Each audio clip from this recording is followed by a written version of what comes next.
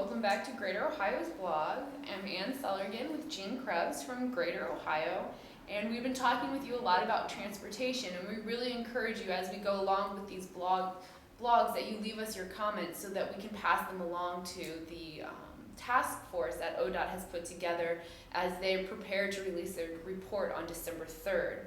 And we also wanted to refer you to Greater Ohio's website, where you can find Scott Bernstein from the Center for Neighborhood Technology's report that he did for the Restoring Prosperity Policy Summit on transportation. It's the presentation's infrastructure, investing to promote economic development. So we really encourage you to look at that.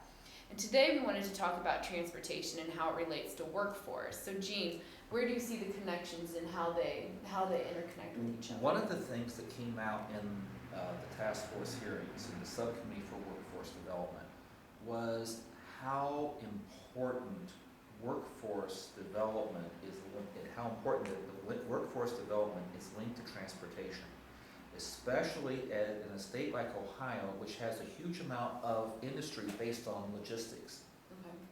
That when you look at, Ohio's strengths are, we are, to a certain degree, Indiana has the model crossroads of the nation. I would somewhat dispute that. I think Ohio actually has more to offer as far as being more about the crossroads than what Indiana does. You look about where we're situated, a little bit closer to the east, things of this nature. One of the things that we found in our discussions is that for a whole lot of people living in Ohio, the ability to get to and from their job in a cost-effective manner leads not just to the quality of life, but for the ability of their employers to keep them. Okay. And also without having to increase, if you have bad transportation costs, it tends to increase your cost of your workforce indirectly, making that industry less competitive. Okay.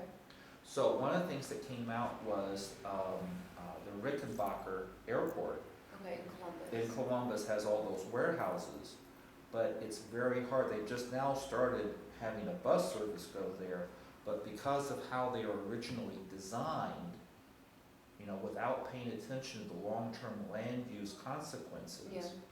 that it makes it very difficult to get the workers to all the various places that you have to stop here, stop here, stop here. So when you look at these issues of workforce development, it has an integral aspect to the Restoring Prosperity Summit. It was one of our main topics, and it also relates back to transportation. Several years ago, I was having a conversation with the folks from the Ohio Hospital Association. And they started asking me questions about, so what's Greater Ohio and what you do? And I say, well, this probably doesn't affect you folks that much because you're all about healthcare. Yeah. They said, oh, no. Your issues of smart growth are a huge concern to the hospitals. And I go, whoa, why? He said, because what we find is that when we build a hospital on the outer ring, it suddenly becomes a huge issue for us of getting our workers. Now the doctors, certain specialists, yes, they can always drive. But for the whole support staff, Yeah, it's harder to get out. and think about in a typical hospital, it's a huge, yes, you may have a neurosurgeon, but they may be supported by how many people, in buildings, the interns, the residences, all that is in there, the house clean, they're all in there supporting that one neurosurgeon at the top. Yeah. So the workforce has a huge impact, and transportation is interconnected.